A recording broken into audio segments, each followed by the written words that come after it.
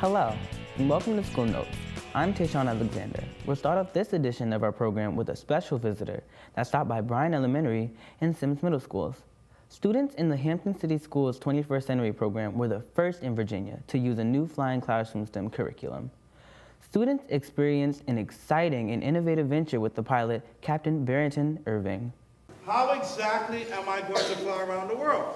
In order to fly around the world, what's the first thing you need? An airplane. In 2007, I set a Guinness World Record to become the youngest person to fly solo around the world. I'm also a National Geographic explorer, and I have a curriculum company called the Flying Classroom, where students literally follow my adventures around the world, and it touches on a number of things that is STEM related, and we create a full-fledged curriculum that allows them to do hands-on activities.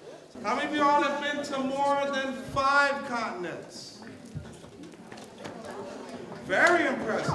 A lot of kids aren't exposed to these industries, right? So we want them to be willing to explore something different, the same way I explored aviation, and I thought football was the only option for me until I met an airline pilot who told me how much money he made, and I was interested.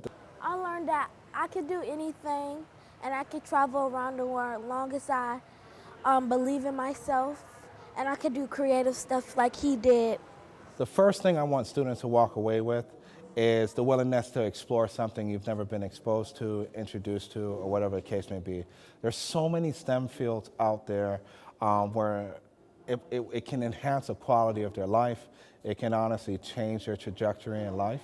And I want these kids to realize what's out there and possible. It's more than just robotics, right? There's so many different things. Mr. Barrington Irving came and he talked about 5th grade making airplanes and that we waste a lot of things. Strawberries, bananas, pineapples. Anything is possible.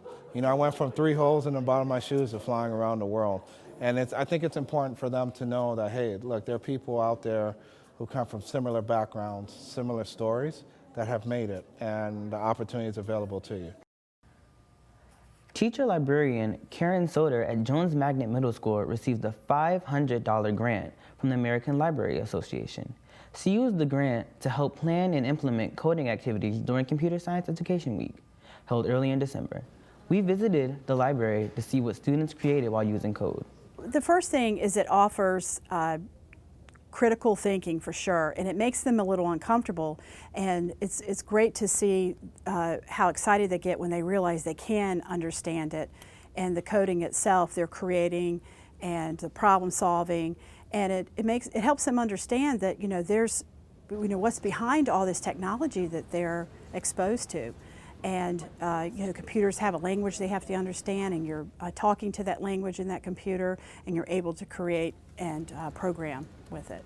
So in class, we're coding with like a boat in a river, and we have to basically make the river, and the characters talk to each other. Like the characters can talk to each other, and the waves like move, and like the boat can move as well. And it's like cool because you can change the background as well, and you like make it like how you want to make it. It looks cool, and it's just the way it moves looks like actually a video game. We're learning about how to code. Today we use an example of trying to make a story. Like, we have to give them dialogue, we have to create the wave movements, we can design the boats, we can change the color schemes too. I find it easy because my brain works like this, to make things go a certain way. Ms. Soder said students have a lot of interest in coding, and she hopes to start a coding club at Jones. Hampton High School sponsored a breakfast right before Veterans Day to honor those who served our country. Today at Hampton High, we're celebrating the Veterans Day breakfast. We serve all veterans that's within Hampton High School to come and eat with us, to put it out there to let them know that they are important and we do appreciate them. This is a promotion for the high school to let the kids know there is another step to life. They could choose different paths, however, military is one of them. Welcome to Hampton High. Former United States Marine disabled veteran, Hoorah, glad to see you all this morning. Welcome to Hampton High School, the cafeteria, where they've done a veterans program for us today. We're eating and celebrating the service they've done, all branches of service, Air Force, Army, Navy, Marines, and our Coast Guard. We thank y'all, and those of y'all that are still serving, please, please keep your head up, but stay low. You know what I mean. Students at Phillips Elementary had a chance to gobble up a Thanksgiving lunch with their families before the holiday.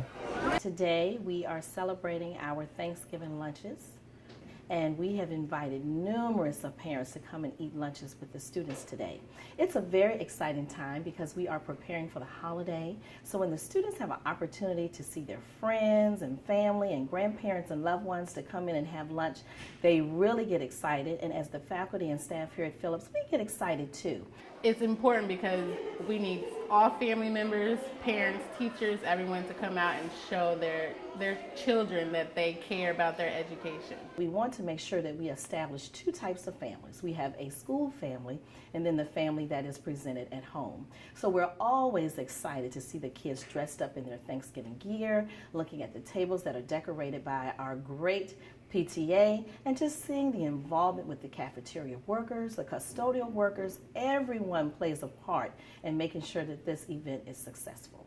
Well, I think it's extremely important, especially in a public environment like this, to go out and show support for your kids so that they don't feel left out. It's very nice and convenient for them to invite all the parents into events like this. I think all the kids could use the attention. It's rather important for their morale. Next, let's take a look at what's been happening around the school division by checking out social media posts. On Facebook, second graders from Cooper Elementary School created rain gauges and wind vanes during STEM class. Students compared real-life data to weather station data.